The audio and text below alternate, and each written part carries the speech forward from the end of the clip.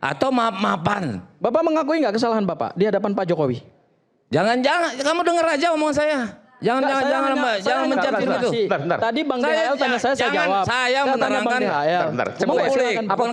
apa penting Anda udah selesai saya tanya. Karena saya ingin mengembalikan kepada konsep restoratif justice. Karena gini, yang disebut pemulihan itu, mohon maaf ya. Ya kalau gitu ngomongnya terus. Apa yang disampaikan oleh Bang DHL, kemudian oleh Bang Egy, mereka menyampaikan, loh kita nggak pernah mengakui ijazah itu asli kok. Kami hanya datang silaturahmi. Kemudian perdamaian itu ditafsirkan oleh pihak Pak Jokowi sebagai permintaan maaf. Loh, tersangka sendiri aja mengatakan bahwa beliau tidak mengakui kesalahannya. Bang DHL boleh Anda. Silakan bisa dikonfirmasi langsung kepada. Anda tidak mengakui kesalahan, Anda tidak meminta maaf, betul? Bang DHL. Enggak, langsung silakan. Assalamualaikum warahmatullahi wabarakatuh. Waalaikumsalam warahmatullahi wabarakatuh. Saya memang dalam posisi serba salah. Mungkin publik berharap kepada saya dan Egy untuk terus berjuang. Diharapkan kami, tapi saya tidak bersalah dengan Egy. Hanya posisi serba salah. Dipahami ya? Posisi saya yang salah. Tapi saya tidak bersalah. Karena apa? Nah, gitu. Nah, sepengetahuan umum, saya mau tanya dulu kawan. Arti restoratif justice tahu nggak? Unsurnya. Oh, saya paham sekali restoratif. Apa salah satunya? Restoratif justice itu adalah suatu metode penyelesaian perkara pidana non litigasi yang didasarkan pada kesepakatan bersama untuk memulihkan suatu keadaan yang timbul dari suatu tindak pidana. Nah, itu jadi, baca Perpol dan baca KUHA, Pak. Jangan ngajarin saya. Lo kan Bapak tanya, ya saya sekarang saya jawab ya dari jawaban tadi ada unsur pemulihan. Betul? Itu tujuannya Pak. Betul ada tujuannya Pak. Iya betul ya. Betul Pak. Betul. Udah titik. Betul.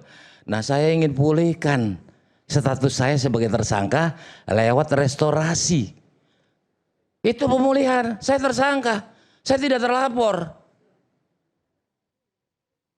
Tadi betul, saya tidak ada minta maaf. Nanti kan terbukti. Kalau minta maaf itu artinya apa nih? Minta maaf saya salah. Betul? Atau maaf-maafan. Bapak mengakui nggak kesalahan Bapak di hadapan Pak Jokowi? Jangan, kamu dengar aja omongan saya. Jangan mencapai itu. Tadi Bang DHL tanya saya jawab. Saya menerangkan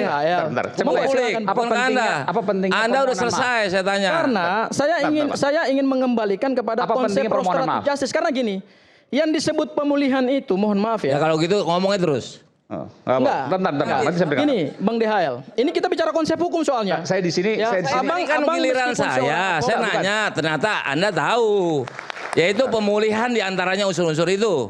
Betul kan? Udah nggak perlu lagi saya lagi dulu waktunya. Nanti saya beri kesempatan. Tapi ini kan perlu supaya jelas, supaya pemirsa mudah untuk memahami. Karena ini saya jadi moderasi di sini, memoderasi. Iya, harusnya ditegur dong, kan jatah saya. Iya, bukan. Nanti kalau seandainya terlalu panjang lebar kanan kiri, pemirsa nggak paham. Makanya saya biar percayakan pada saya.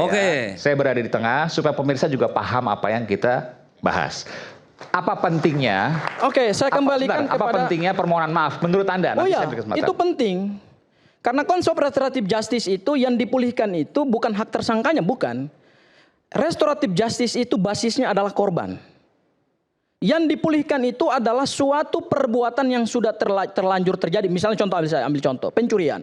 Ketika terjadi pencurian, orang menempuh restoratif justice meminta maaf kemudian mengembalikan barang. Apa yang dipulihkan di situ? Yang dipulihkan adalah kembalinya barang kepada yang punya. Kemudian ini ilustrasinya salah total. Sabar dulu, Itu delik umum pencurian. Ini absolut delik aduan. Sabar, nanti saya jelaskan ke Abang. Pencurian. Mohon maaf, nanti saya jelaskan ke Abang. Begitu kita masuk ke pasal 310, 311 yang sekarang dalam KUHP yang baru itu diubah menjadi pasal 433 dan 434. Kalau ini deliknya delik aduan absolut, maka pemulihan itu adalah pemulihan nama baik korban. Bukan pemulihan status tersangka, itu tidak masuk dalam konsep restoratif. Karena yang dipulihkan di situ adalah haknya seorang korban. Jadi nama baiknya yang harus dipulihkan, bukan status tersangkanya. Sehingga kalau kita bicara konsep restoratif justice, sangat penting sekali kalau kita buka semua literatur restoratif justice, mau dalam kajian hukum pidana nasional kita, mau dalam semua literatur hukum pidana internasional, basis restoratif justice itu adalah pemulihan kepada korban supaya tidak ditempuh suatu sistem peradilan pidana yang ujungnya adalah pemidanaan. Itu jelas. Makanya pasal 51 KUHP yang baru menjelaskan tujuan pemidanaan. Di sana sudah dielaborasi, sudah dikombinasi antara tujuan pemidanaan dalam sistem peradilan pidana konvensional dengan sistem peradilan pidana modern. Yaitu tujuan pemidanaan itu bukan hanya memenjarakan, bukan hanya mengirim orang ke penjara, ke lapas, ke rutan, tetapi juga yang penting dalam sistem peradilan pidana modern yang dianut dalam KUHP dan KUHP yang baru adalah kita menggunakan suatu pendekatan non-retribusi atau non-pemidanaan. Dan itu yang dipulihkan adalah hak seorang korban, bukan tersangka. Apa korelasinya pemulihan hak seorang korban dengan permintaan maaf? Nah, karena gini, seseorang tidak mungkin memberikan pemaafan secara hukum, karena pemaafan secara hukum itu berakibat pada status tersangka seseorang tidak lagi diberlakukan. Kenapa itu penting? Karena ketika seseorang meminta maaf dan mengakui perbuatannya, berarti orang yang meminta maaf itu mengakui, aku salah. Contoh. Kita menggunakan pasal 433, saya gunakan buat Mas Aiman. Bentar. Oke, bentar. Misalnya begini, ada seorang Bang Damai deh. Bang Damai sampai sekarang nggak pernah merasa bersalah, betul ya? Tidak pernah merasa bersalah saya. Lalu kemudian jadi tersangka. Saya nggak pernah minta maaf, jangan ulang-ulang. Iya, sebentar. Nah, ini bentar. Ini saya ngerti logika Anda. Bang Damai sampai hari ini tidak pernah merasa bersalah. Ini saya tengah-tengah ya. Iya, betul. Tidak pernah merasa bersalah. Iya. Logika dari mana sehingga Bang Damai harus minta maaf? Lah terus apa yang dipulihkan? Iya, status oleh karena itu dia minta supaya saya salah apa kok saya jadi tersangka. Tersangkanya aja dicabut dengan SP3, tetapi keadaan bahwa ijazah Pak Jokowi yang saat ini diperbincangkan diduga palsu, diduga dibuat di pasar pramuka, diduga didapatkan secara tidak sah di UGM, apakah terpulihkan dengan SP3 dan restoratif justice? Bukan urusan Bang Damai itu. Saya nggak pernah nuduh pramuka. Ini pertanyaan sederhana. Karena restoratif justice itu saya sepakat gini. Kepada saya. Gini. Ada seseorang yang tidak pernah merasa bersalah lalu tetapkan tersangka, kan boleh dong. Bisa. Lalu kemudian disuruh minta maaf, kan nggak masuk logika. Tapi dia minta supaya status tersangkanya dilepas. Lo gini, tersangka itu apa sih? Coba baca KUHP deh. Bisa. Tersangka, sebentar nanti abang boleh bantah. Tersangka adalah seseorang yang diduga berdasarkan dua alat bukti ini yang omongannya nol, ngabisin waktu. Masa kan, Bang, sebentar. Kita bicara ilmu setelah tersangka saya berikan catatan. Setelah tersangka kita bicara ilmu hukum ya, Bang. Oke. Ya, tersangka dua alat bukti tadi. Tersangka itu adalah seseorang yang diduga. Bang Damai. Diduga melakukan tindak pidana. Bentar, Bang. Kecuali Bang DHL ini bukan tersangka. Bang itu kan versi karena penyidik. dia tersangka. Bukan versi penyidik. Loh, ini kan surat penetapan tersangka. Bang Haji sebentar. Supaya bisa lanjut bagus ya. Saya sebenarnya terharu melihat Anda datang tadi. Jadi jangan dihentikan. Pasti dia punya sesuatu dan dia juga seorang kuasa hukum kan. Jadi jangan dihilangkan dengan kemarahan Anda. Saya ngalah, tadi kan waktunya saya. Lanjut. Oke, silakan. Saling menghargai. Jadi gitu. tersangka dianggap sudah bersalah, begitu kan? Bukan bersalah, orang itu diduga sudah melakukan perbuatan pidana, maka keluar surat penetapan tersangkanya. Dan kecuali hari ini Bang DHL tidak pernah ditetapkan sebagai tersangka, ujuk-ujuk datang ke Pak Jokowi, Jokowi memaafkan, ya nggak perlu keluar SP3. Jadi orang kalau sudah ditetapkan tersangka untuk restoratif justice menurut Anda, harus ada permintaan maaf dari sang tersangka. Karena itu esensi daripada restoratif justice. Tidak ada persyaratan minta maaf dalam KUHP. Permohonannya pun disampaikan cukup kepada penyidik.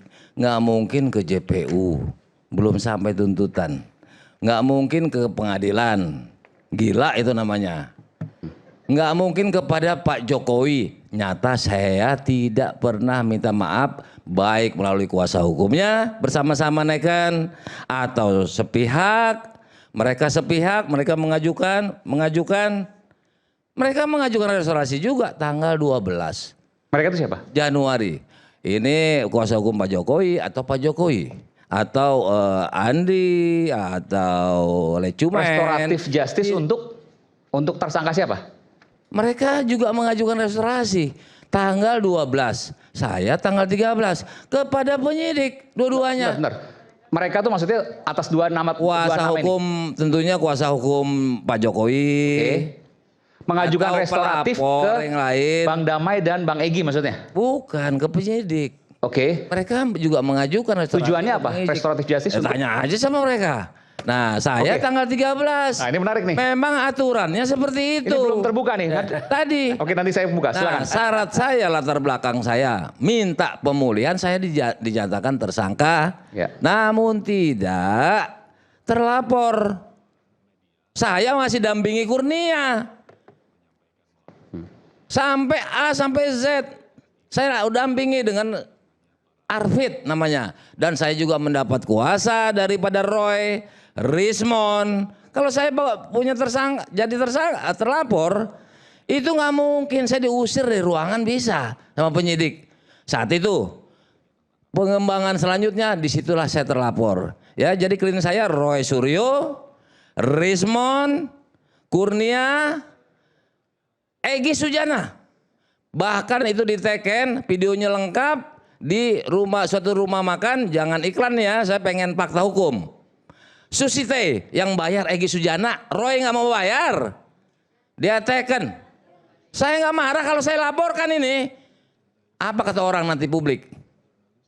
DHL lagi begini, karena itu kan klien saya.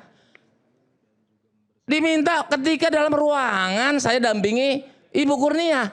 Kalau saya laporkan kawan saya ini kena juga. Karena dia kuasa hukum, saya kenanya? dia advokat. Dengar dulu. Nggak bisa Bang Damai ya. Dengarin dulu. Anda ini sudah mengecewakan kami secara keseluruhan. Lalu sekarang Anda akan melaporkan. Sudah jadi termul ya. Sudah jadi termul sekarang. Advokat nih. Sudah jadi termul sekarang dalam perjuangan. Pinteran termul sama Saya kalian. terima kasih ya. Anda mendampingi saya di rumah Pak Jokowi. Dengan kasih sayang Anda mendampingi saya.